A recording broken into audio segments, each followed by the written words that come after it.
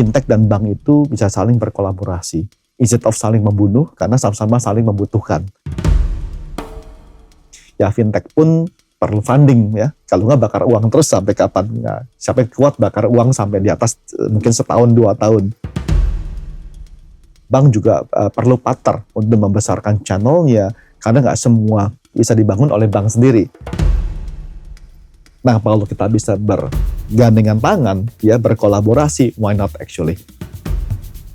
Jadi ini kayak a breath of fresh air, tapi juga tentunya inovasi harus terus dilakukan. Ini kalau menurut saya berkaitan dengan humanization of financial service. Itu diferensiasi yang nyata nggak sih kalau dibandingin dengan bank yang lain? Itu tidak mudah karena membangun sebuah proses yang konsisten. Betul. Ada values di dalam inisiatif tadi. Values yang bukan hanya dibuat-buat semata-mata hanya untuk branding, tapi konsistensi ya dengan komitmen dan lain-lain.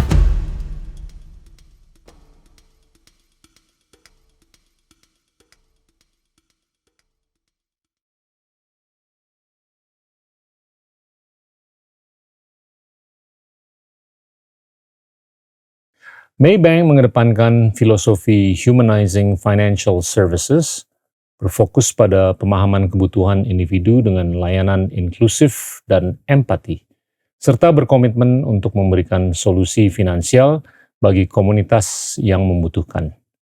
Kita hidup di dunia yang terus berubah, di mana teknologi dan inovasi menjadi penggerak utama, tapi di tengah semua kemajuan ini ada satu hal yang tidak pernah berubah. Kebutuhan kita untuk merasa dimengerti, didukung, dan dihargai sebagai manusia. Inilah inti dari filosofi humanizing financial services yang diusung oleh Maybank. Bagi Maybank, layanan keuangan bukan hanya tentang produk atau angka. Ini tentang memahami apa yang benar-benar dibutuhkan oleh setiap individu. Maybank hadir untuk menjembatani harapan dan kenyataan dengan layanan yang inklusif, berorientasi pada solusi, dan yang terpenting berlandaskan empati. Maybank percaya bahwa setiap langkah kecil yang diambil bersama dapat menciptakan dampak besar bagi masyarakat. Karena pada akhirnya, layanan keuangan yang sejati adalah layanan yang memanusiakan manusia. Hal ini juga menjadi fokus diskusi bersama Stefano Ridwan, CEO Maybank Indonesia, yang menekankan bahwa humanizing financial services bukan sekedar filosofi, melainkan komitmen nyata untuk memberikan solusi finansial dengan sentuhan empati, terutama bagi komunitas yang paling membutuhkan. Enjoy the show. Halo teman-teman, hari ini kita kedatangan Bapak Stefano Ridwan selaku pimpinan dari Maybank Indonesia. Steph, terima kasih bisa hadir di Endgame. Ya, terima kasih Pak Gita atas undangannya. Saya ingin tahu bagaimana proses upbringing Pak Stefano Ridwan. Waktu kecil peran orang tua itu gimana, terus proses belajar dari kecil sampai menuju Oklahoma State University. Itu gimana sih? Oke.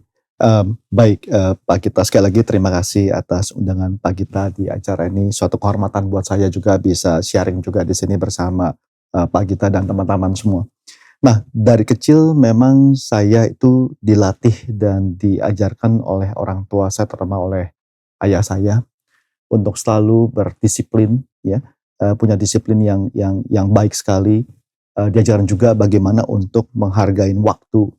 Diajarkan bagaimana juga untuk menghargai apa yang kita miliki. Contoh sesimpel es makanan.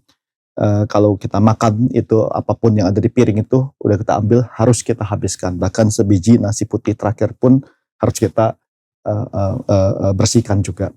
Ya, artinya tidak boleh menyanyiakan apa yang sudah kita miliki.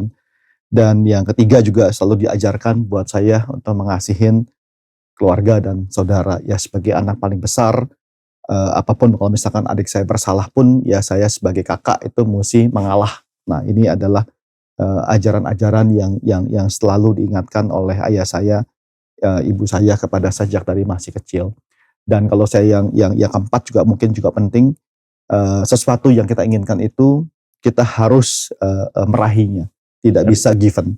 Artinya kalau saya mau beli misalkan, oh itu ada dulu zamannya walkie talkie misalnya sesimpel itu ya. Ya harus nabung, ya tabunglah dari uang jajan yang disisihkan, dan nanti baru dibelikan, udah cukup baru dibelikan alat tersebut. Nah jadi tidak dibelikan begitu saja. Nah itu jadi satu ajaran yang menurut saya sangat baik. Kenapa? Karena apalagi saya yang sekarang sebagai bankers, mengajarkan saya untuk bisa mengatur financial dengan baik ya, menabung dengan benar, menghargai apa yang kita milikin, menghormatin people, dan juga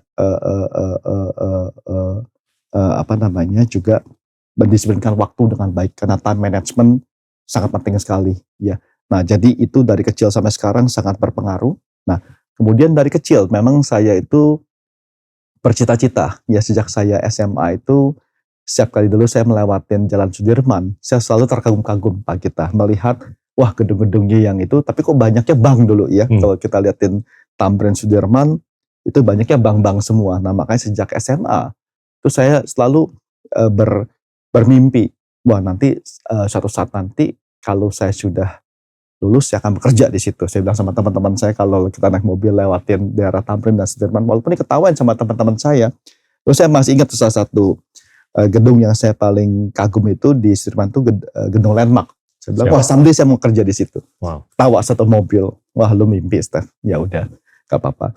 Nah setelah itu memang setelah saya selesai sekolah, saya berkuliah di Amerika. Ya saya memang beraspirasi sekali untuk bisa sekolah ke US. Nah kenapa US? Karena waktu itu saya pelajarin dari library dan sebagainya, banyak sekali yang kita bisa pelajarin dari US sebagai waktu itu salah satu negara yang terbesar di dunia dengan bermacam ada ribuan universitas, ya dengan bermacam kurikulum dan sebagainya. Nah akhirnya juga saya memutuskan memang ke Amerika, walaupun orang tua saya mau kirim saya ke Jerman. Ya sempat saya ke Jerman karena memang di Jerman itu ada saudara juga yang memang menjadi dokter di sana.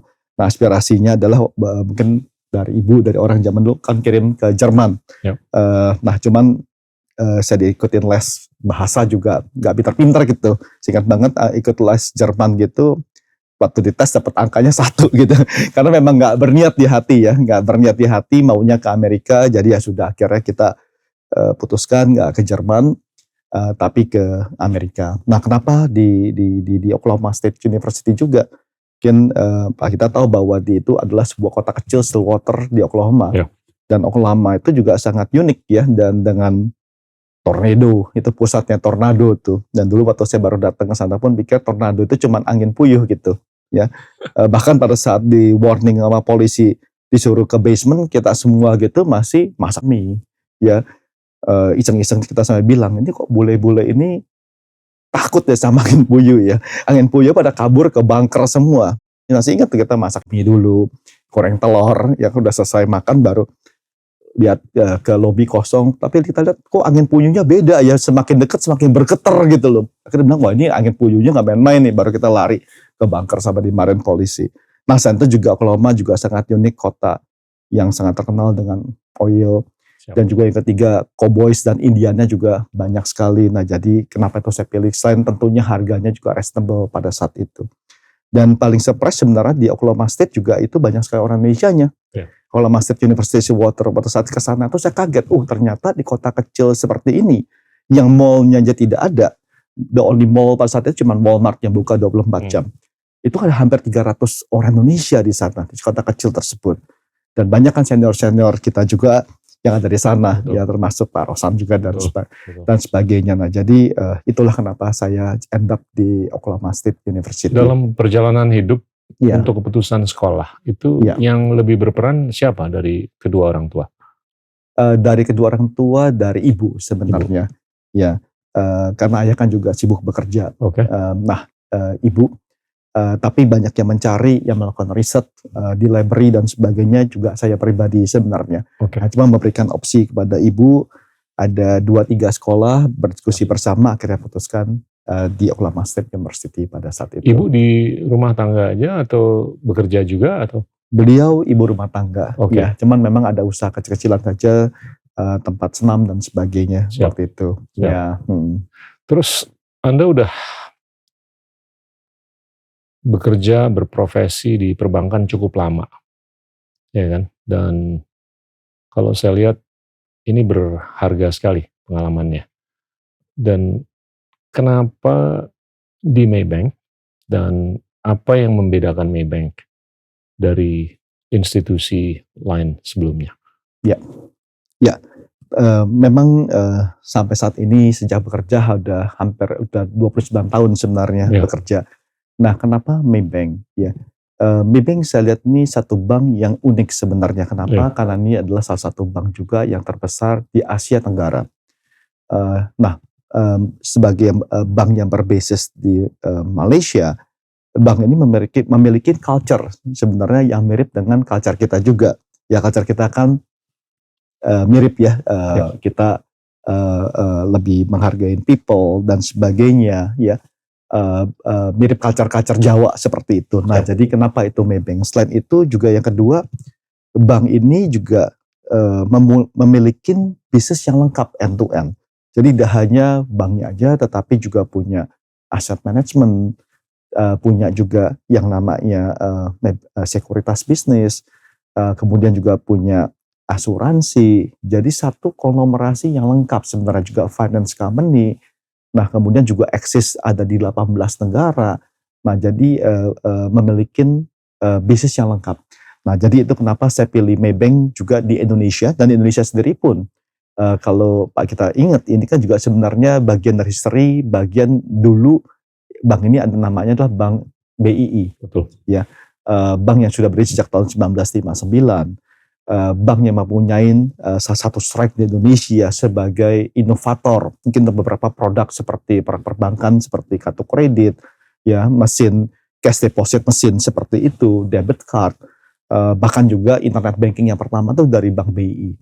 Nah, memang baru di-acquire oleh Maybank itu di tahun 2008 dan berubah nama menjadi Maybank Indonesia 2015. Nah, ini jadi suatu perpaduan sebenarnya antara regional capability dari Maybank Group yang eksis 18 negara tadi dengan bermacam bisnisnya, dengan kemampuan dari local banknya sendiri yang mempunyai memang inovasi strength ya di Indonesia dan sebagai salah satu bank terbesar pada saat itu. Nah, itulah kenapa saya pilih Maybank dengan ekspektasi banyak sekali potensi yang bisa digali dari bank ini untuk bisa menjadi salah satu bank terbesar di Indonesia di dalam 3-5 tahun ke depan ya. Dan baru-baru ini kan dipilih oleh Time sebagai bank terbaik atau institusi terbaik nomor 103. Iya. Ceritain deh atribut apa aja, termasuk ESG dan lain-lain. Itu gimana Maybank bisa berperan dalam peraihan penghargaan seperti itu? Memang award ini bukanlah award yang mudah, karena memang skala Time best bank ini di global bank ini adalah sesuatu yang tingkat global. Dan memang ada seribuan bank atau organisasi perusahaan, tidak hanya bank, yang ikut berkompetisi di sana. Dan kami di Maybank Group juga mendapatkan ranking 103 Pak Gita. Tapi memang tidak mudah karena penilaiannya pun berlapis ya, melihat dari 3 layer dari segi kepuasan nasabah, kemudian juga internal employee, kemudian juga yang ketiga tentunya kontribusi apa ya yang organisasi ini sudah berikan kepada masyarakat dan lain-lain dan sebagainya. Nah, jadi ada 3 layer tadi. Dan tentunya kami sebagai bagian dari Maybank Group, Maybank Indonesia juga merasa bangga ya, dan ini menjadi suatu motivasi juga baru buat kami ya, untuk bagaimana terus bisa melakukan inovasi yang menggunakan tentunya values kami untuk bisa memberikan yang terbaik buat masyarakat di Indonesia dan juga kepada seluruh partner-partner loyal kami Pak Gita. Nah, salah satu memang yang values yang kami pegang dan kita gunakan sampai saat ini itu kita sebut nama humanizing financial services. Siap. Nah, jadi kebanyakan di perbankan kan orang hanya jual produk, jualan service ya. Nah, tapi di Maybank kita menggunakan approach yang berbeda yang namakan humanizing financial services ini. Nah, apa yang dimaksud dengan humanizing financial services ini? Ini sebenarnya sebuah pendekatan prinsipal yang dimana mengedepankan keterbukaan, transparansi, mengedepankan juga inklusivitas ya, mengedepankan juga fairness kepada semua nasabah kami. Dan tentunya ini menjadi juga strategi kami yang kita namakan tadi adalah solusi buat nasabah. Itu menjadi center of the strategy dan juga bagian dari center of operational kami. Jadi apapun kita bikin strategi, ya ini adalah untuk nasabah. Customer centricity kalau kita boleh sebut simpelnya. Nah ini jadi merupakan sebuah strategi buat kita untuk melakukan solusi finansial, baik itu sifatnya produk maupun juga service kepada semua nasabah kami, Pak kita. Itu diferensiasi yang nyata nggak sih kalau dibandingin dengan bank yang lain? Ya. Apakah ini strategi yang sulit ditiru? Ya. Humanization of figures atau financial services. Ya. Kalau kita lihat ya, mungkin saya tidak bicara konteks bank lain, tapi lebih kepada di Maybank. Menurut saya ini sesuatu yang tidak mudah untuk dijalankan. Kenapa? Karena untuk bisa membangun sebuah brand diperlukan sebuah konsistensi untuk melakukannya. Pendekatan humanizing financial services ini sudah kami jalankan sebenarnya cukup lama sekali. Ya sejak 2000 udah mundur ke belakang, sejak 2012 mundur ke belakang. Salah satunya adalah kita tunjukkan dengan bahwa banking ini tidak hanya datang ke cabang, ya. Beli produk atau beli service, tetapi bisa dilakukan dengan cara yang berbeda. Contohnya apa? Ya, dengan cara lebih fun, humanizing itu dengan berolahraga bersama, ya, dengan berolahraga bersama, ya, dengan melakukan sesuatu bersama. Salah satunya yang kalau Pak kita pernah dengar, kita punya namanya Maybank Marathon. Ya, nah Maybank Marathon ini sudah dijalankan sejak tahun 2012 dan selalu di Bali, betul. Nah, ini juga salah satu pendekatan humanizing financial services, tapi berbanking melalui berolahraga dengan cara yang lebih fun, cara yang lebih bersemangat, memotivasi diri, membangun kesehatan bersama. Nah, ini juga secara konsisten sudah dilakukan sejak 2012 sampai hari ini. Nah, makanya kenapa saya katakan ini tidak mudah, karena konsistensi tadi kan, untuk bikin event seperti ini juga sangat kompleks. Membangun brand ini pun juga tidak mudah. Sampai hari ini Maybank Marathon itu mendapatkan recognition sebagai the only elite labels di Indonesia. Marathon Indonesia mendapatkan elite labels oleh World Athletics. Nah, jadi bisa dikatakan one of the best marathon di Indonesia. Dan pesertanya pun yang terakhir kemarin 2024 itu juga cukup banyak, 13.000 runners yang diikutin hampir 50 dari negara yang berbeda gitu. Dan jadi menjadi kebanggaan Indonesia. Dan di dalam event ini pun juga kita menggandeng banyak Pak Gita. Jadi nggak cuman humanizing financial services tadi berolahraga bersama, tapi juga kita bundle juga dengan usaha berkelanjutan yang konsisten. Nah, kita tahu persis bahwa Bali juga kebanggaan Indonesia, ya, Kepulauan Ikon Indonesia perlu kita jaga sama-sama. Makanya di setiap tahun itu kita ada acara sustainability. Bagaimana bersama-sama bisa melestarikan Bali dengan menanam mangrove, menghijaukan Bali. Bahkan tahun kemarin pun kita menambah lagi, kita persis bahwa isu sampah ini di Bali juga menjadi satu isu yang sudah serius, ya, apalagi kalau banyak turis yang sudah berkomentar. Ya, makanya kemarin di acara tahun lalu kita menggandeng juga desa di sana, bagaimana bisa mengatur waste management, ya, sampah organik tadi dengan ulat. Ya, nah itu baru kita mulai juga tahun lalu. Nah, jadi banyak acara sustainability yang kita gandeng di situ bersama dengan komunitas, bagaimana untuk bisa memberikan terbaik untuk komunitas di Bali juga. Ini merupakan keniscayaan atau apa ya? Kebutuhan yang harus dipenuhi mengingat perilaku konsumen itu udah beda. Ya kan? Dan kalau saya boleh tanya, apakah salah satu atau masing-masing dari 3 atribut tersebut, anggaplah customer centricity, ESG atau sustainability, dan yang ketiga tentunya growth. Ini semuanya berkorelasi satu sama lain? Betul. Oke. Jadi nggak mutually exclusive atau independent ya, satu sama lain ya? Semakin kita kedepankan satu, itu semakin nyambung dengan yang lain. Yang satu lagi. Betul, gitu. Pak kita. Ya, jadi ini semuanya berhubungan karena kalau kita run-nya separately, jadi silo nanti. Ya, karena sebenarnya kan semua aktivitas tadi berhubungan. Ya.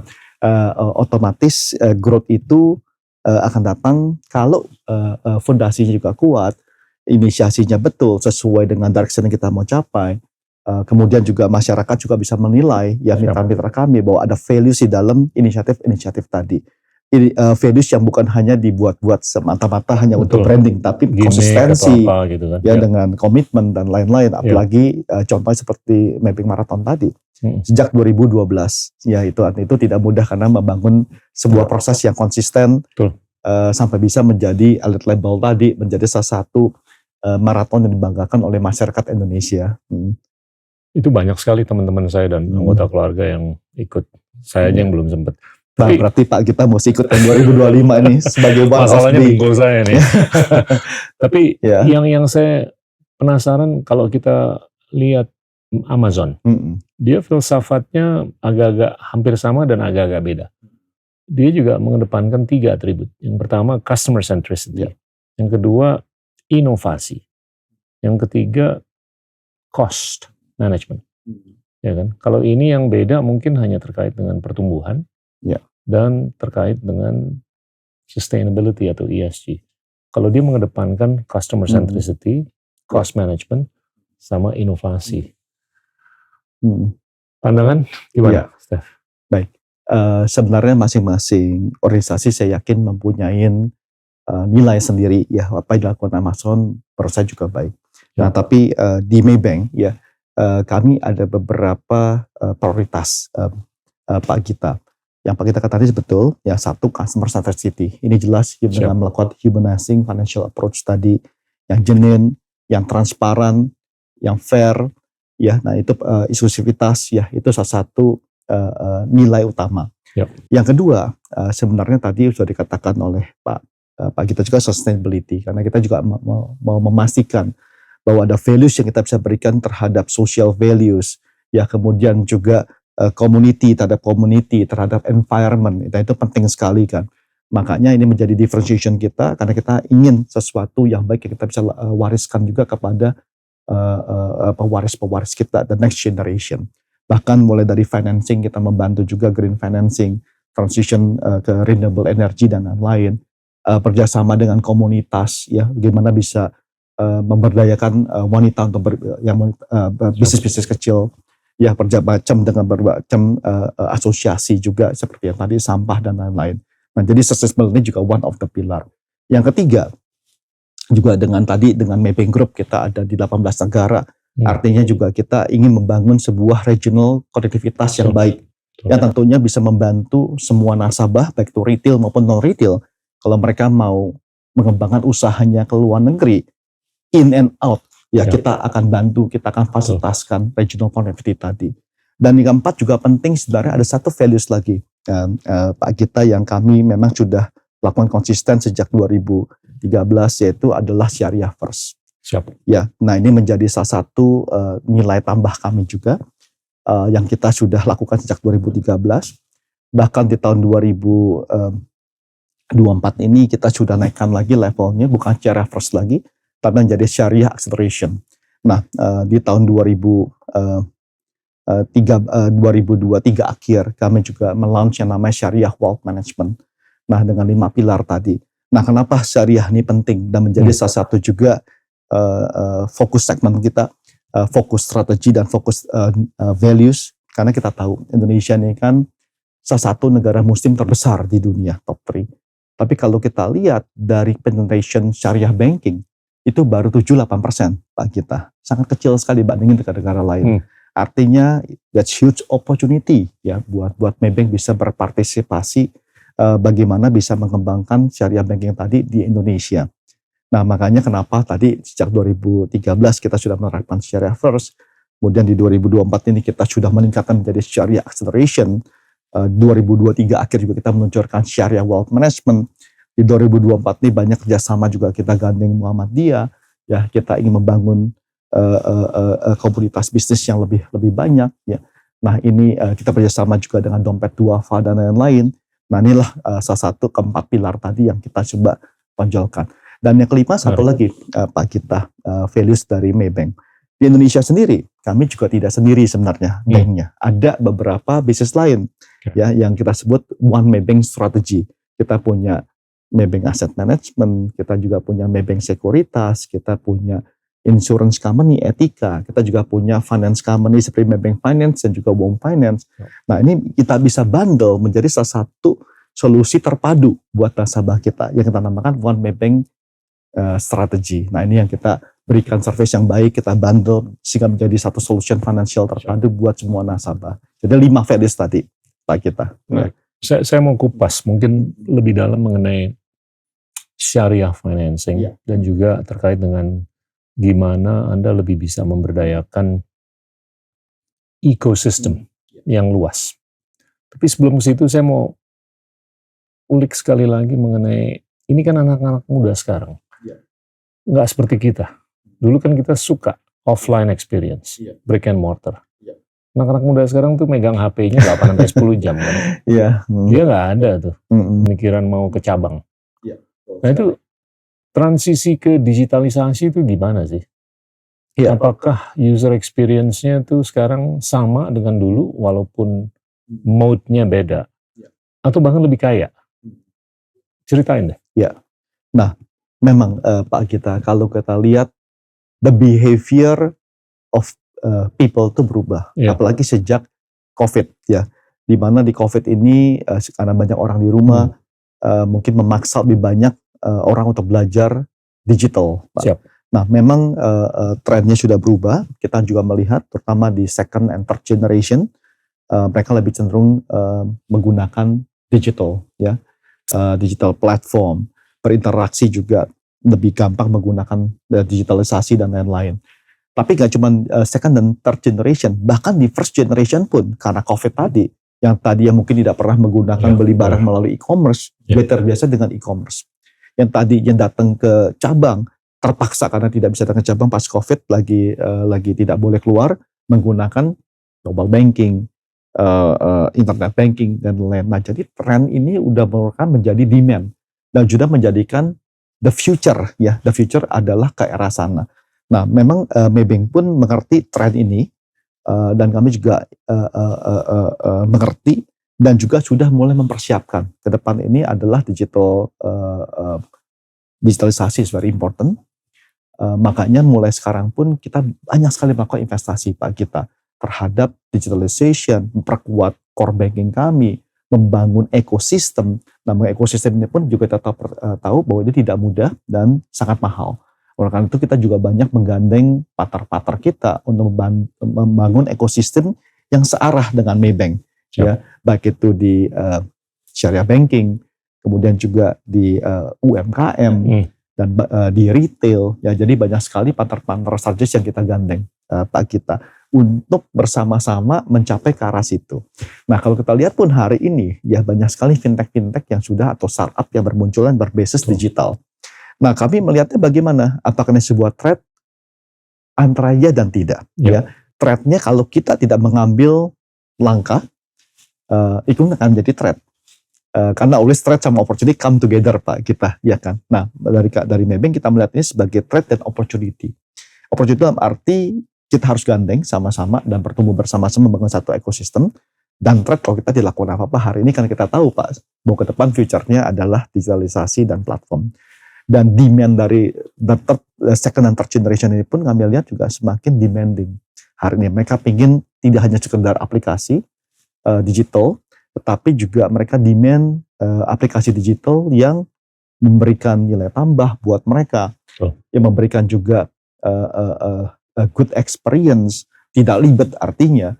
Dan yang ketiga paling penting juga ada memberikan security Pak Gita, apalagi sekarang kan cyber attack itu di digital makin banyak ya, dan hackers itu bertebaran di seluruh dunia gitu, dan ready anytime untuk menghack sosial media kita, bahkan account banking kita ya, bahkan pun mobile phone kita, semakin banyak sekali. Dan jadi security is very very important, memberikan tidak hanya sekedar aplikasi yang bagus, yang nyaman digunakan, tapi juga yang aman. Nah, inilah menjadi komitmen dari Maybank ke depan.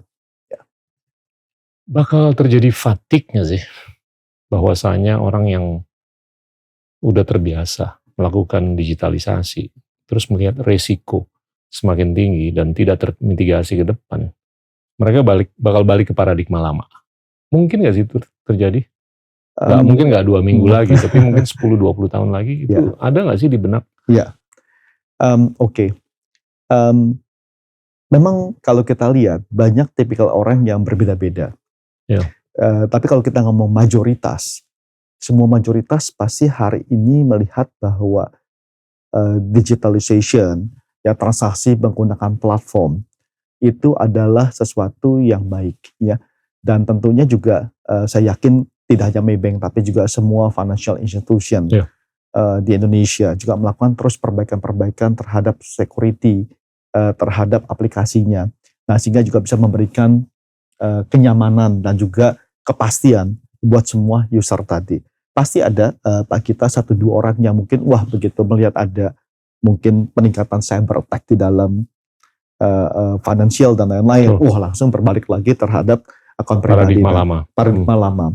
Cuma mungkin hanya sebagian kecil, ya. Tapi kalau kita ngomong the new generation, majority of people, I think mereka tidak impacted. Kan mereka tahu juga bahwa kayak contohnya ya, kalau kita lihat aplikasi, even di dalam sesimpel iPhone kita, mungkin hampir 2 bulan sekali kita lihat iOS-nya update terus yang baru. Nah, itu tujuannya kan juga mengcover semua bug-bug yang ada di sana. Betul. Nah, sama artinya mereka juga bisa melihat bahwa even semua provider, ya itu juga melakukan perbaikan terhadap bug-bugs yang ada untuk melindungi mereka, iya kan? Ya. Nah, jadi sekira saya, yes ini akan impacted, tapi tidak kecil, tidak besar, hanya kecil, dan majority of people still believe bahwa penguatan dari digitalization, ya, kenyamanan yang didapatkan dari digitalization tadi menggunakan platform tadi menjadi salah satunya yang baik ke depan.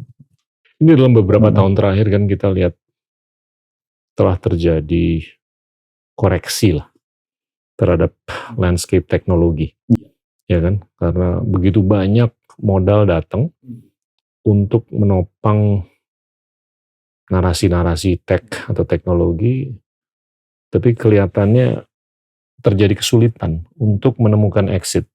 Apakah itu di pasar modal atau untuk pemutaran pendauran ulang modal. Ini semakin membuahkan peluang ke institusi perbankan tradisional yang sudah melakukan digitalisasi, inovasi, dan segalanya. Karena mereka udah lebih lama di sini. Ya kan? Anda melihatnya begitu juga ke depan? Oke. Yes and no-nya kayak begitu kan? Iya kan? Iya. Betul Pak, dalam arti gini, kalau saya melihatnya memang banyak ya, kalau lihat 5 tahun terakhir ini ya banyak fintech baru, ya startup baru yang berbasis digitalisasi. Tapi banyak juga yang memang mohon maaf ya tidak dapat izin resmi dari regulator ya, dan juga yang mendapatkan izin resmi dari regulator. Nah, dan pertumbuhannya juga ditopang dengan pembakaran. Betul, kan? Betul. Dan ini memang ada plus dan minus. Plusnya apa? Memang ini membantu dunia digitalisasi Indonesia semakin hidup, semakin highly kompetitif. Tapi satu sisi juga kalau itu tidak mendapatkan validation ataupun approval ataupun lisensi yang sudah diberikan secara benar oleh regulator, ada resiko juga mungkin yang harus diketahui oleh para pengguna. Ya. Artinya apakah datanya digunakan dengan benar, apakah mungkin ada kemungkinan untuk disalahgunakan dan lain. Ya. Artinya ini perlu berhati-hati nasabah.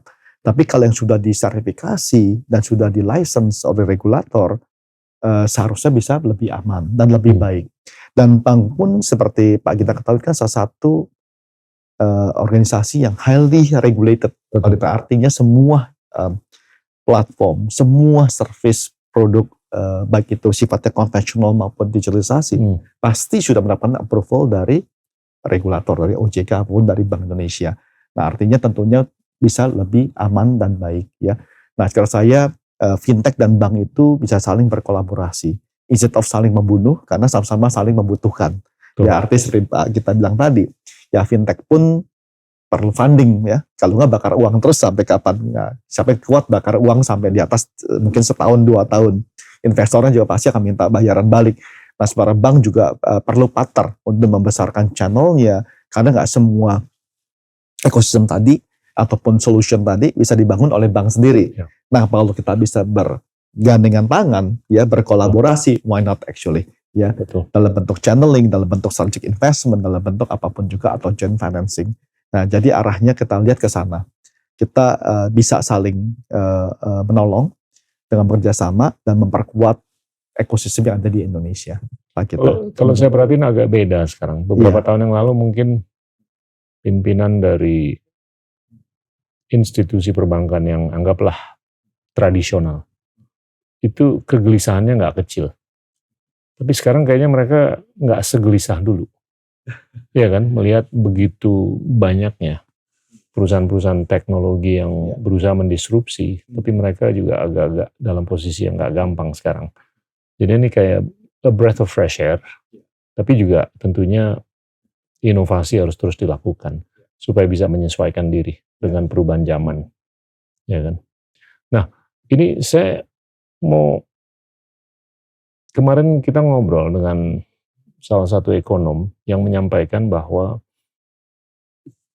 linkage atau link antara pengusaha mikro UMKM dengan yang besar ini kurang, ya kan? Mestinya kalau yang di sini bikin skrupnya, di sini bikin anggaplah mobilnya atau keretanya atau pesawatnya, ini harus bisa nyambung, ya kan? Nah, dia menyampaikan bahwa ini agak-agak kurang. Sejauh mana Anda melihat peran perbankan untuk bisa mengfasilitasi atau bahkan mengawal, ya kan, penjembatanan tersebut? Karena kalau menurut saya itu penting sekali. Seringkali kayaknya yang besar-besar itu ngobrolnya sendiri aja, terus yang menengah kecil ngobrolnya sendiri aja. Terjadi echo chamber. Nah, itu gimana tuh disrupsi yang bisa dilakukan atau bahkan sudah dilakukan tapi perlu digaungkan? I think Pak Gita make a very interesting point. Ya, memang disinilah mungkin peran dari financial institution, tidak hanya Maybank tapi juga mungkin financial institution yang lain. Bagaimana bisa membantu menjembatani, ya, karena kalau kami di Maybank, ya kami melihat ini sebagai opportunity juga. Bagaimana bisa mengconnect ya antara UMKM yang ada di basis kami tentunya dengan supplier-supplier lebih besar ataupun juga mungkin buyer lebih besar. Itu adalah next step kami juga, bagaimana bisa mengakses mereka, karena kan yang namanya UMKM ini juga terus tumbuh dari startup sesuai dengan life journey-nya, nanti mungkin jadi UMKM lebih besar, bahkan menjadi komersial, bahkan menjadi corporate suatu saat nanti.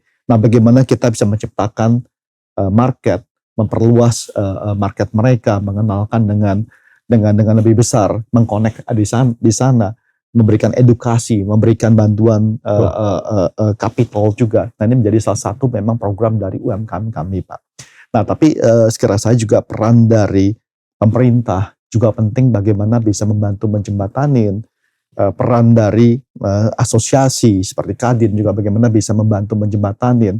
Artinya harus bekerja bahu-membahu, berkolaborasi dengan lebih baik lagi, Pak Gita. Karena kalau kita bersatu semua berkolaborasi, ya akan jalan lebih baik lagi. Karena di Indonesia gimana pun kalau kita lihat, UMKM ini kan tulang punggung dari ekonomi Indonesia.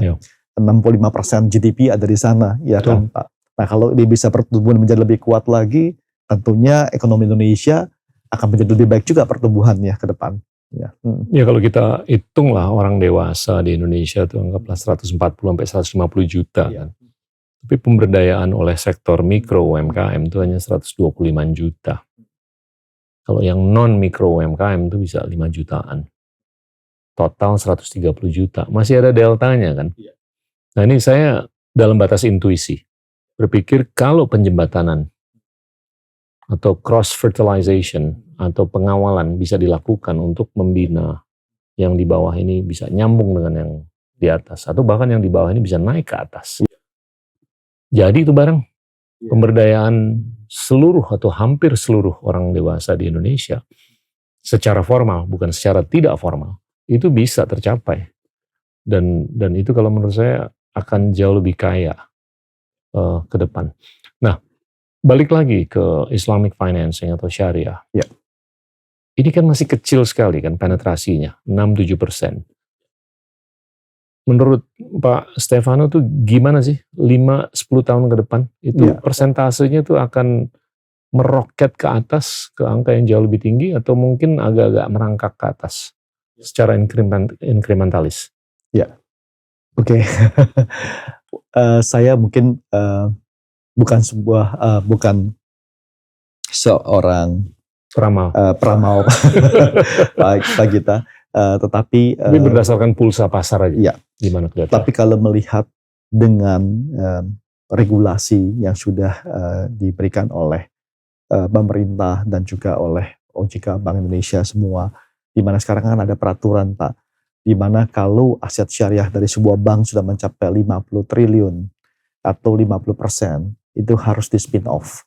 Nah, tentunya ini kami melihat ini sebuah opportunity ya buat perbankan syariah Indonesia ini bisa bertumbuh dengan lebih baik lagi. Karena kalau sudah mencapai angka tersebut dan di spin off, otomatis ya memberikan sebuah values lebih, ya nilai tambah yang lebih lagi bagi semua bank untuk bisa berkontribusi ya terhadap perbankan syariah. Yang tadi mungkin cuma unit bisnis benar-benar menjadi sebuah bank ya dengan spin off tadi. Nah, ini harusnya bisa lebih baik. Tapi tentunya ini tidak terlepas dari peran pemerintah, regulator, sebagaimana juga bisa membantu ya semua financial institution tadi untuk melakukan spin off ke depan. Ini mungkin agak-agak sedikit ini ya. Kalau saya baca beberapa publikasi atau jurnal terkait dengan penyuluhan yang dilakukan di desa untuk kepentingan bukan hanya mikro UMKM financing, tapi syariah financing untuk mereka. Itu agak ada sedikit stigma. Banyak yang sebetulnya mampu untuk memperoleh financing, tapi nggak mau. Ya kan? Di kalangan mikro UMKM di desa-desa.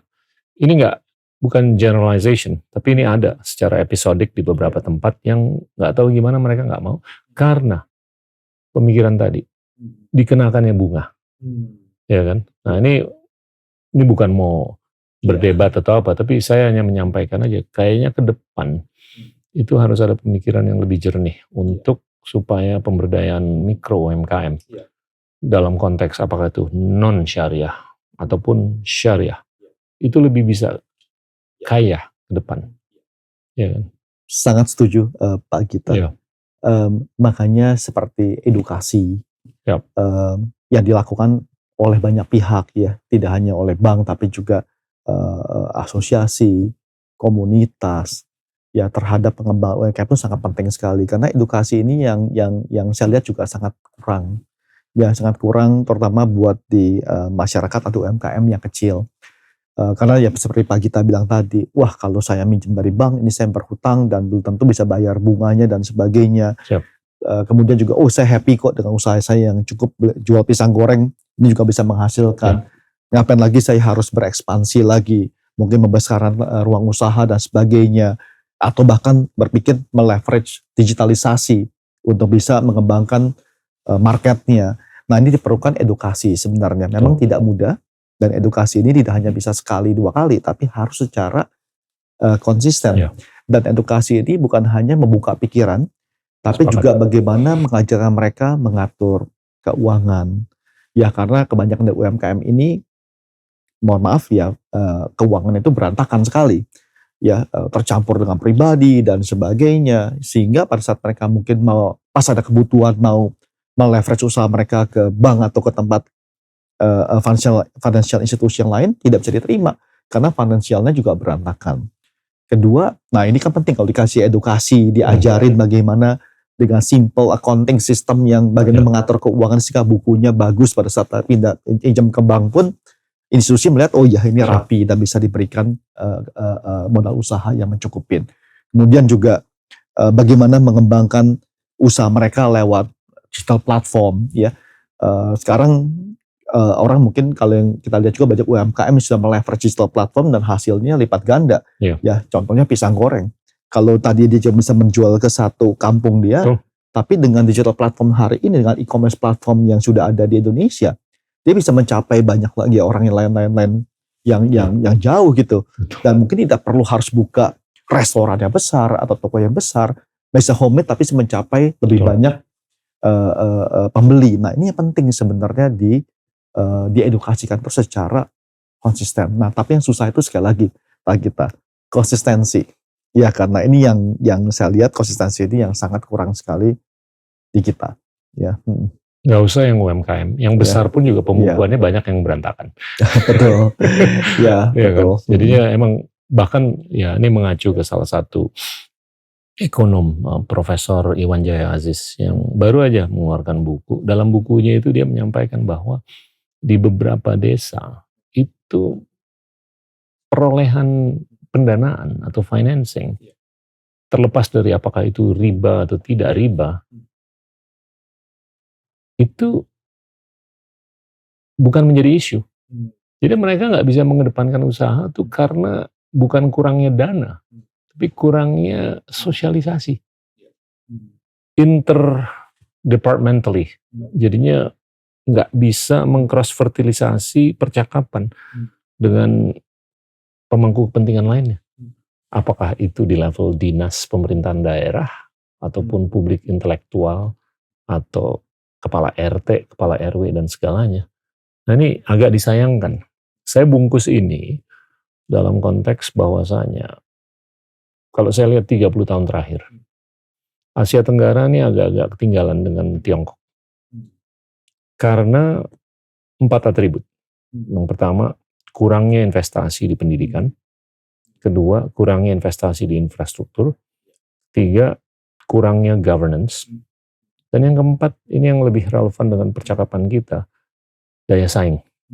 Nah, daya saing ini secara empiris termanifestasi dalam pengeluaran izin. Yang mana Tiongkok bisa mengeluarkan 10 izin usaha per 1.000 orang dewasa.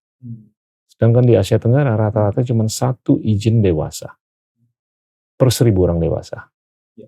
Itu rata-rata di Asia Tenggara. Tapi di Indonesia sama Filipina 0,3 izin usaha per 1.000 orang dewasa.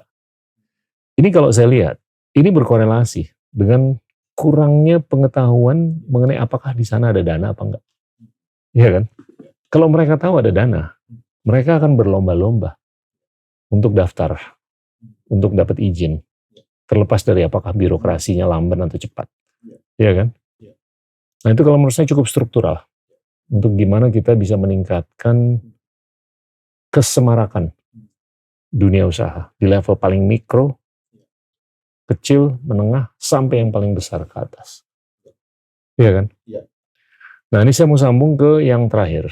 Ekosistem pemberdayaan. Anda punya asset management, punya asuransi, punya perbankan, punya syariah dan segalanya. Ini mau jungkir balik kayak gimana? Ini terbatas dengan jumlah uang beredar.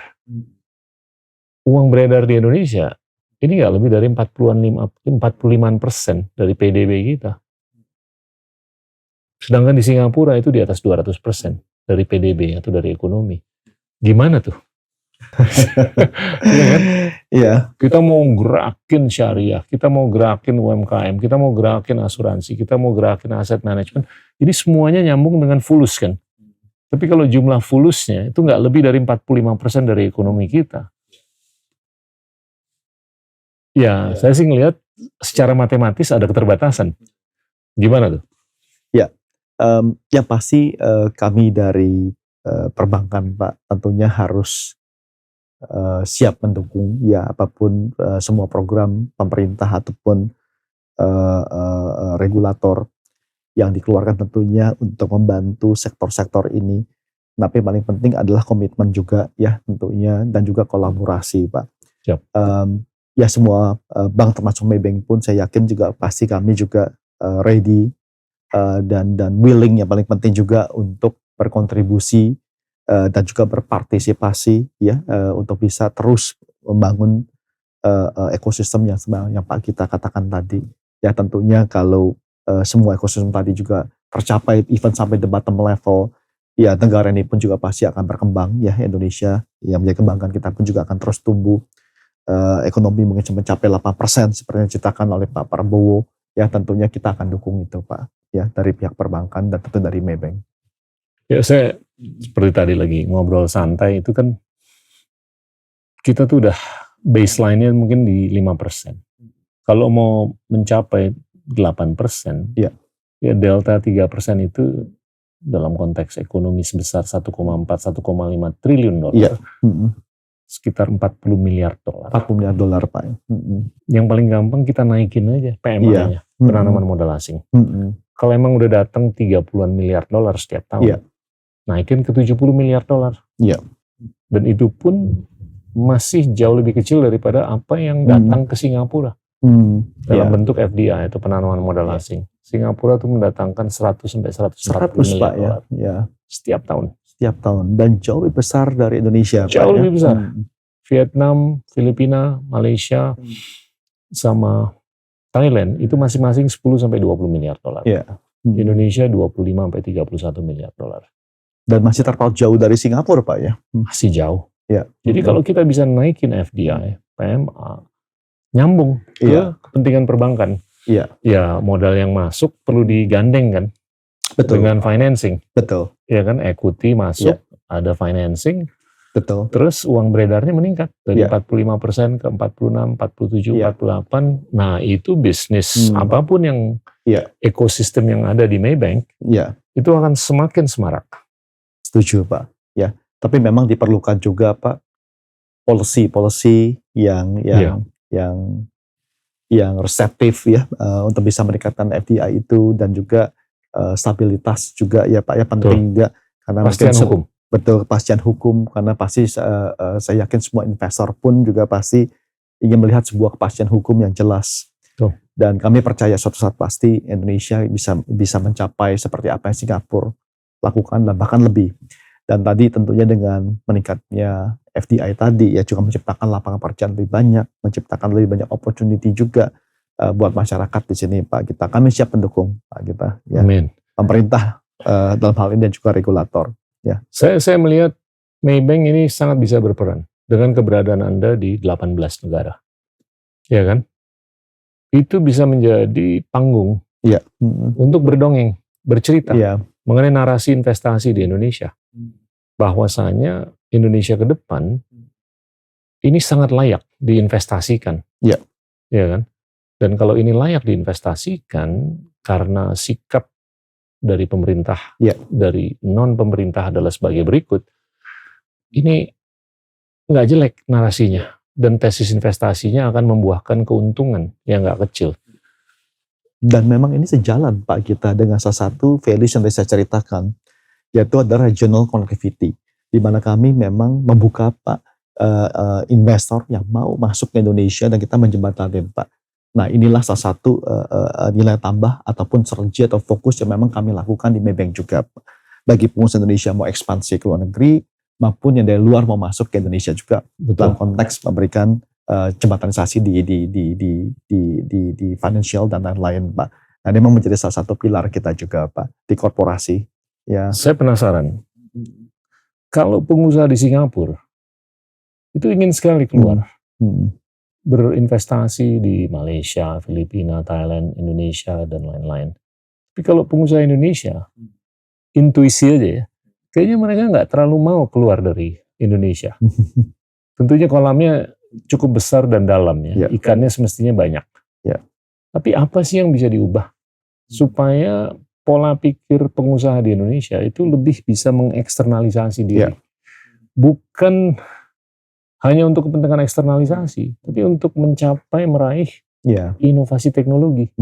Kalau nggak ada di Indonesia, ya kemungkinan besar ada di luar. Kenapa nggak dicari? Nah, itu gimana sih mengubah mindset? Para pengusaha tadi ya, Pak Gita. Memang dan saya lihat perbankan tuh sangat bisa berperan. Mungkin bukan hanya perbankan, tapi juga kembali, Pak, semua lini harus dikeroyokan, betul, Pak. Dan edukasi itu mungkin juga mulai dari rekan dari UMKM pun bisa dibinakan, Pak. Karena kan dari startup UMKM menjadi middle size company itu kan terus bertumbuh, Pak. Dan pada saat mereka bertumbuh itu juga mungkin dibantu juga dengan banyak pihak bagaimana bisa menchannelkan ekspor mereka ke keluar. Ya. Karena banyak juga kan UMKM yang memproduksi barang yang bagus, Pak. Dan sangat punya nilai tambah yang tentunya bisa diekspor. Nah itu mungkin edukasi tadi bisa dilakukan sejak dini Pak. Dan dibimbing sejak mereka kecil menjadi perusahaan kelas menengah, menjadi perusahaan kelas besar. Nah memang hari ini kalau kita lihat di Maybank sendiri, yang memang masih banyak sekali perusahaan-perusahaan besar yang melakukan ekspansi, bahkan top 20 lah yang masih banyak melakukan ekspansi bisnis ke luar negeri. Kalau masih believe bahwa market Indonesia pun masih cukup, masih bagus, memang betul Pak. Tapi ke depan mungkin seperti Pak Gita bilang, ya lebih banyak juga mungkin Harus lebih banyak. ekspor, yang lain dan Betul. sebagainya. Tidak hanya komoditi, tapi juga barang-barang lain yang bisa diekspor keluar. Ya, nah, inilah peran dari bank itu sangat bisa berperan membantu Pak. Bahkan saya melihat Malaysia, Ya. Tiongkok, India itu gila-gilaan. Ya. Jadi banknya tuh ngikutin pengusahanya. Ya. Perusahaan India mau mengakuisisi perusahaan baja terbesar di dunia yang ada di Eropa, didanain tuh. Iya. Terus perusahaan Tiongkok mau beli perusahaan otomotif yang keren banget di Eropa, didampingin. Iya. Ada financingnya dari perbankannya. Nah itu kan Tiongkok sama Amerika tuh mereka ngejar teknologi. Iya. Ya kan yang belum ada di India, yang belum ada di Tiongkok. Jadi saya ngelihat proaktivitas oleh pengusaha dan perbankannya. Dan Tiongkok tuh pasar yang jauh lebih gede daripada kita. Tapi tetap mereka mencari teknologi di luar. Tapi sekarang mereka udah sangat mapan. India masih mencari teknologi di luar. Dan financingnya itu disesuaikan. Durasinya berjangka panjang dan mata uangnya juga disesuaikan. Mungkin nggak sih bank di Indonesia tuh bisa menopang kewirausahaan atau dunia usaha dengan pola yang kita udah lihat di India sama Tiongkok? Ya, mungkin saja Pak Gita, dan memang kan kita juga sudah mulai sebenarnya Pak, tapi memang tidak semua bank yang mempunyai kapasitas itu karena keterbatasan modal, capital dan lain-lain Pak. Tapi kalau misalkan punya kapasitas modal seperti itu, tidak ada kita juga bisa melakukan sindikasi kan Pak, untuk bisa membantu perusahaan-perusahaan Indonesia untuk bisa berekspansi ke luar negeri juga. Ya. Siap. Ya, memang keterbatasan modal mungkin Pak kita. Ya, modal bank juga karena kan untuk bisa support seperti itu kan juga dibutuhkan financing yang besar Pak. Dan kita juga masing-masing bank juga punya keterbatasan capital dan legal lending limit. Nah, jadi itu juga mungkin sebuah batasan yang memang sulit untuk di-break juga Pak kita. Kalau sudah urusan modal dan lain-lain. Ya. Ya ini jangka panjang lah. Jangka panjang. Saya hanya mau menanam aja. Iya, betul. Apa ide atau konsep yang mungkin perlu atau bisa disosialisasikan ke seluruh pemangku kepentingan, termasuk regulator. Gitu. Dan, nah, suku bunga ini kan udah mulai turun di beberapa negara. Iya. Dan kalau saya lihat dengan terpilihnya presiden terpilih di Amerika Serikat, ini retorika dan narasinya nih agak-agak membuahkan kegelisahan dengan dibatasinya importasi dari luar ke Amerika Serikat, ya kan? Dan ini yang cenderung telah dan akan terus-menerus menguatkan dolar karena pembelian terhadap barang dan jasa dari luar Amerika itu semakin berkurang, pembelian mata uang asing semakin berkurang, dolar menguat. Gimana tuh dari lensa atau kacamata perbankan Indonesia? Ya.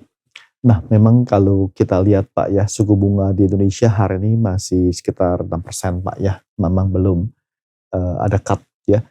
Tapi kami juga sangat mengerti sekali keputusan dari pemerintah dan regulator ya. Tentunya ini adalah ada kepentingan lebih besar ya untuk menjaga nilai tukar kita juga supaya stabil ya. Nah, tetapi memang ya secara garis umum kita tahu persis kalau suku bunga lebih rendah ya. Tentunya ini sangat membantu sekali untuk semua sektor untuk bertumbuh. Contohnya ya pembelian rumah juga pasti bisa akan meningkat, bahkan lebih banyak lagi orang beli rumah kalau suku bunga lebih rendah. UMKM pun juga akan lebih banyak mengembangkan usahanya. Pengusaha besar pun juga melakukan leverage lebih banyak lagi kalau memang suku bunga lebih rendah, dan ujung-ujungnya tentunya ekonomi Indonesia akan bertumbuh dengan lebih agresif. Nah, tapi kalau suku bunga tinggi, mungkin semua orang akan memilih untuk melakukan efisiensi, wait and see untuk ekspansi dan lain-lain.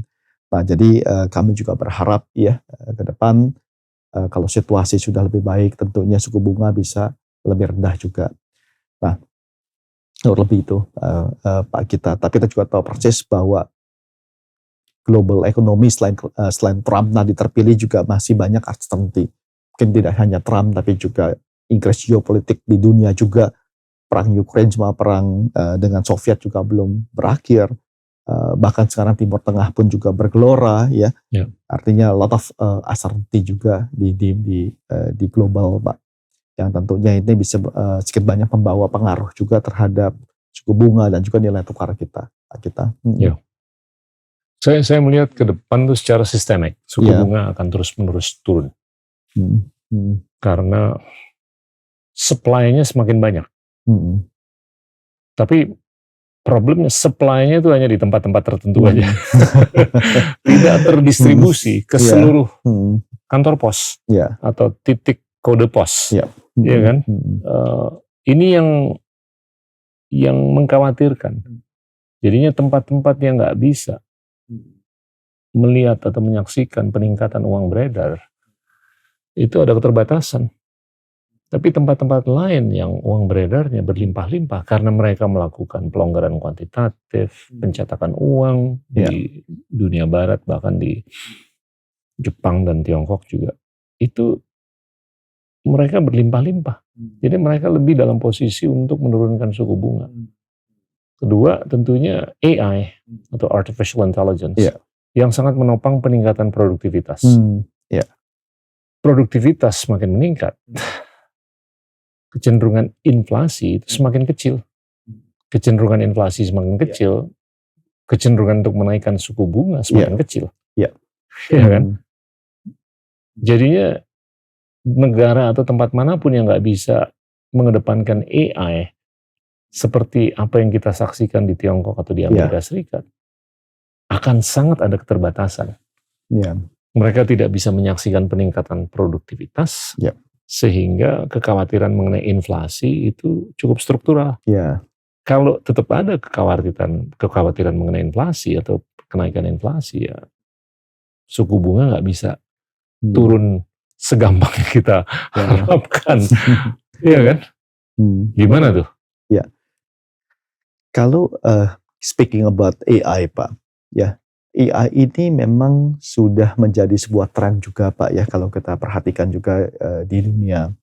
Dan artificial intelligence ini justru bukan sebuah momok kalau menurut saya pribadi, tapi merupakan sebuah terobosan, sebuah inisiatif yang baik sekali untuk every organization ataupun baik itu bank maupun company untuk bisa membantu meningkatkan produktivitas. Tapi memang banyak orang ya takut nih kalau AI ya kita terapkan, ini kita diganti dengan robot ya, pengurangan tenaga kerja dan lain-lain. Tapi sebenarnya kalau kita lihat lebih dalam, AI ini justru membantu meningkatkan prioritas kita, ya, meningkatkan volume, ya, membawa lebih banyak keuntungan juga buat semua pihak, ya, karena tadi itu bisa membantu untuk meningkatkan compliance, meningkatkan produktivitas, mengurangi error dan sebagainya. Nah, jadi memang peran kita semua tidak hanya bank tapi juga regulator dan pemerintah bagaimana juga bikin bisa memfokuskan membantu AI lebih banyak ya Pak ya ke depan di skala lini Pak dan juga di industri. Dan ini akan membantu meningkatkan output, dan kalau output lebih besar ya lebih semua company lebih efisien, otomatis ujung-ujungnya ekonomi juga akan naik juga. Dan mudah-mudahan suku bunga akan turun juga. Pasti. Saya melihat perbankan tuh akan semakin semarak. Iya. Kalau pemberdayaan AI itu semakin meningkat. Betul, Pak. Dan suku bunga semakin turun. Ya, betul. Dan uang beredar semakin meningkat. Ya. Dan di Maybank pun kami juga sudah melihat AI ini sebagai salah satu important element, Pak, yang kami tidak bisa hindarkan, tapi juga harus mulai di bagaimana bisa diterapkan. Nah, kan lagi exploring bagian mana yang cocok bisa menggunakan AI, bagian mana yang bisa membantu meningkatkan produktivitas, peningkatan efisiensi dan sebagainya, meningkatkan compliance, mengurangkan error. Nah, jadi itu, Pak. Dan kami semua berharap tentunya suku bunga bisa lebih baik lagi ke depan, tentunya menopang ekonomi Indonesia, melakukan pertumbuhan juga. Ya. Saya mau ngulik mengenai human capital. Ya. Indonesia ini kan harus bersaing dengan negara-negara tetangga, apalagi Tiongkok sama India. Dan saya sering kali ngobrol mengenai PISA. PISA ini capaian untuk anak-anak umur 15 tahun terkait dengan STEM dan terkait dengan profisiensi bahasa. Indonesia sayangnya kurang berkenan posisinya. Nomor 69 dari 81 negara. Di Asia Tenggara, 2 negara yang keren banget. Singapura dan Vietnam. Singapura sekarang bahkan sudah nomor 1 di dunia dari 81 negara yang diukur. Vietnam itu sudah nomor 2 di Asia Tenggara dan kalau nggak salah top 20. Pengrekrutan Anda itu gimana sih? Untuk bisa membidik dan membina human capital yang keren banget ke depan. Supaya ini nyambung dengan kepentingan kita untuk menaikkan kualitas bangsa dan negara. Nah, memang Pak Gita, kalau kita lihat peraturan dari yang ada, memang setiap bank ini kan diwajibkan mengalokasikan 5% dari overall cost-nya itu untuk training dan juga pengembangan. Dan ini pun juga menjadi sebuah komitmen dari Maybank bagaimana terus bisa membangun, melatih, memberikan sertifikasi terutama terhadap tren baru yang lagi naik, yaitu adalah digitalisasi, AI dan lain-lain. Nah, ini berdasarkan komitmen dari kami, Pak. Dan bagian IT pun ini juga menjadi sebuah komitmen kami untuk terus kita kembangkan. 2 tahun yang lalu jumlah tim IT kami itu even hanya 40% dari jumlah kami yang hari ini. Dan hari ini sudah lebih dari 2 kali lipatnya, 2,5 kali lipat. Artinya memang di sini Maybank berkomitmen untuk terus bisa mengembangkan sektor ini, Pak. Sektor dari IT, memberikan pelatihan yang 5% total cost tadi kita alokasikan untuk training dan pengembangan. Rekrutmen pun juga kita jatahkan, Pak. Extra percentage itu untuk the youngster yang memang mempunyai capability dan kemampuan di IT, di digitalization, karena ini penting untuk ke depan, dan kita juga membuka banyak sekali beasiswa untuk karyawan-karyawan kita, bahkan juga untuk anaknya, untuk bisa membantu perkembangan tadi, Pak. Kita memang penting sekali, Pak. Mungkin kalau kita perhatikan orang Indonesia yang sekolah luar negeri dibandingin dengan negara-negara lain sangat kecil sekali, Pak, kita dan mungkin dibandingkan orang India, orang China yang bersekolah ke luar negeri, itu juga jauh lebih sedikit Indonesia. Nah, ini mungkin menjadi perhatian buat kita semua. Bagaimana bisa menginvest ke dalam anak-anak muda kita, supaya bisa lebih berprestasi ke depan, Pak. Karena memang pelatihan dan edukasi ini penting. Mungkin resultnya kita nggak bisa lihat sekarang, tapi kita bisa lihat 10-20 tahun ke depan. Betul. Iya. Nah, jadi inilah komitmen dan sekarang saya dari semua pihak. Kalau di Maybank Indonesia itu kualitas SDM-nya kalau dibandingkan dengan Maybank di Malaysia, di negara-negara lain itu gimana sih? Penasaran saya. Ya, sebenarnya comparable, Pak. Kita tidak kalah, Pak. Tapi memang komitmen untuk pelatihan, investasi di certification itu menjadi penting sekali karena konsistensi tadi kadang-kadang kita lupa juga pas saat mereka sudah berprestasi, ini sudah pinter, sudah menghasilkan, nggak perlu di training lagi, strong justru, Pak. Justru yang pinter dan sudah menghasilkan tadi kalau di training bisa lebih baik lagi, bisa membantu tanggung jawab yang lebih besar lagi. Nah, ini mungkin semua kita sebagai pemimpin tidak boleh lupa itu, bahwa investasi dalam bentuk pendidikan, investasi dalam bentuk pelatihan, sertifikasi itu sangat penting sekali untuk meningkatkan human capital, Pak. Dan itu penting. Dan sebagai sebuah pemimpin juga penting sekali untuk terus membangun people, membangun pemimpin berikutnya lagi yang bisa memberikan legacy yang baik seperti Pak Gita lah. Pak Gita memberikan legacy yang baik terhadap the next generation. Ini misi pendidikan. Dengan memberikan lecturing, sesuatu yang sangat baik, pengalaman Pak Gita dan lain-lain. PISA itu kan manifestasi dari kualitas pendidikan non-tersier, SD, SMP, SMA. Yang tersier, tadi kita sempat ngalor ngidul lah sebelumnya. Itu representasi dari Tiongkok sama India di Amerika Serikat bisa hampir 400.000. Luar biasa sekali, Pak. Dari Indonesia cuma 8.500. Dan kita jauh di bawahnya 8.000 sama 400.000 Di Inggris Indonesia 4.000. di seluruh kampus. Iya. Dari Tiongkok di Inggris itu 200-an ribu. Luar biasa sekali, Pak. Ini bukan mau menjelekkan kualitas pendidikan di Indonesia, ya, tapi orang Tiongkok sama India nih berlomba-lomba kemanapun untuk ngejar inovasi Ilmu, teknologi, ya kan? Ya. Dan kalau emang nggak ada di sini atau belum ada, ya kejarlah dimanapun. Dan ini yang menarik lagi nih, sorry ngobrol sedikit mengenai pendidikan, tapi foreign students atau mahasiswa asing terbanyak di Korea Selatan. Iya. Tebak dari mana? Dulu tuh beberapa tahun tuh dari Tiongkok kebanyakan. Sekarang dari Vietnam. Dari Vietnam, Pak, ya. Jadinya ini udah, dari situ kita udah bisa ngukur kehausan dari suatu bangsa untuk ngejar ilmu. Sekolah di Vietnam juga keren. Ya. Tapi mereka berduyun-duyun kemanapun. Untuk menimba ilmu, Pak, ya. Dan mereka ngelihat ya orang Korea udah bisa bikin Samsung, udah bisa bikin LG, udah bisa bikin Hyundai. Gue pengen belajar juga deh. Iya kan? Ya. Ya kalau Indonesia bisa bikin Hyundai, mereka pasti kesini belajar. Iya kan? Iya. Nah itu sekarang udah kelihatan. Vietnam udah bisa bikin VinFast, mobil listrik. Yang dijual juga di sini atau dipakai untuk taksi. Iya. Kalau di California itu kita bisa ngelihat toko VinFast dan pasar otomotif di Amerika Serikat itu pasar yang paling kompetitif. Bahwasanya mereka memberanikan diri untuk menempatkan diri di sana. Membangun kapasitas manufaktur, membangun sistem distribusi untuk bisa jualan. Itu cermin dari kehausan dan kelaparan untuk bersaing. Iya. Ya kan? Iya. Nah gimana tuh?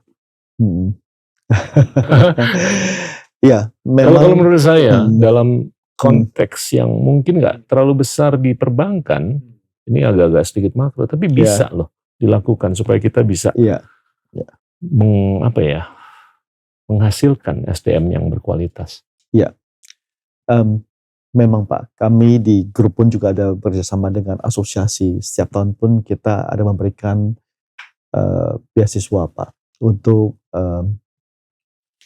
student-student yang berbakat ya. Bahkan singkat saya kemarin kita ada beberapa mungkin dari Indonesia itu ada 2 atau 3 orang yang kita kirim untuk belajar ke luar negeri ya, dan kita memang biayakan Pak. Bersama dengan grup tentunya. Dan itu juga ada beberapa talent-talent student dari negara-negara lain juga. Dan ini bagian lain dengan apa yang Pak kita katakan tadi untuk mendukung ya edukasi yang penting. Tapi yang paling penting lagi menurut saya adalah Pak, dari semua student-student tadi ya, regardless dari jumlahnya, berapa banyak yang kembali ke Indonesia tentunya dan bisa memberikan nilai balik ya terhadap negeri ini juga Pak. Kalau mereka sudah dikirim ke sana tapi tentunya lupa untuk kembali, ketemu pacar sana akhirnya tidak kembali, repot juga Pak. Ya kan, artinya mudah-mudahan semua student yang belajar ke luar negeri menimba ilmu bisa menyerap dengan baik dan kembali ke Indonesia dan bisa memberikan nilai tambah buat bangsa dan negara ini Pak. Itu yang lebih penting juga. Kalau di luar negeri dia bisa jadi grup CEO-nya Maybank, ya alhamdulillah. Iya, why not Iya kan? Pak? Setuju Pak. Saya sih mendukung. Iya, betul. Kalau dia bisa menggantikan Satya Nadella di Microsoft, itu alhamdulillah, puji syukur. Ya kan? Ini kalau menurut saya berkaitan dengan humanization of financial service, human capital. It takes you back ke humanization. Dan gimana itu?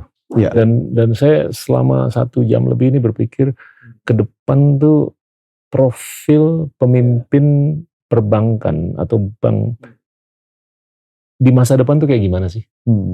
Ya kan? Itu kalau menurut saya yang harus diimajinasikan.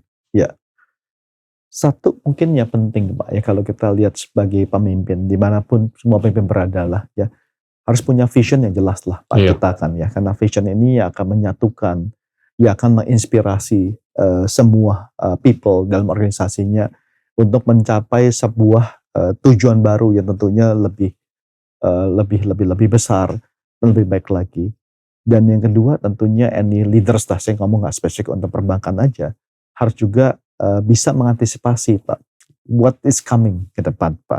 Dan itu penting karena kalau dia tidak bisa mengantisipasi what is coming, bahaya ya, seperti dinosaurus bisa punah Pak. Contohnya salah satunya juga kita tahu bahwa tren yang ke depan juga adalah digitalisasi dan lain-lain dan sebagainya. Ya kita juga mesti mempersiapkan diri. Ini cuma salah satu contoh ke sana Pak. Dan yang ketiga tentunya pemimpin yang baik tentunya juga harus bisa mendevelop people Pak, seperti yang Pak kita katakan tadi ya.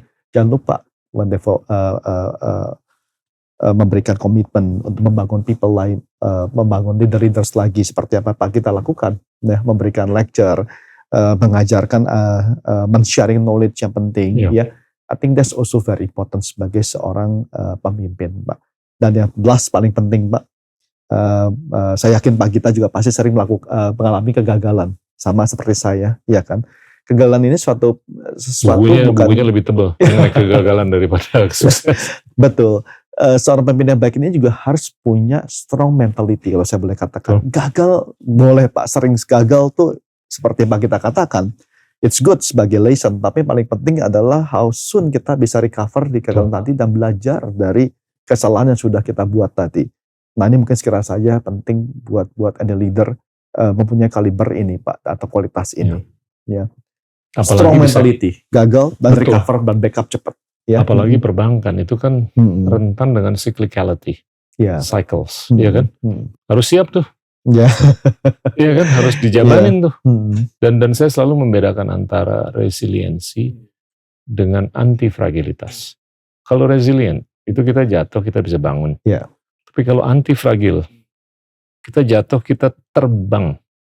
Itu gimana tuh membuahkan satu produk.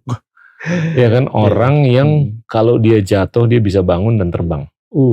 Itu keren banget. Steph, kita udah ngobrol panjang lebar nih. Dari masa kecil, terus belajar, SD, SMP, SMA, sampai universitas, terus melanglang buana, terus saya sangat tertarik dengan konsep humanization.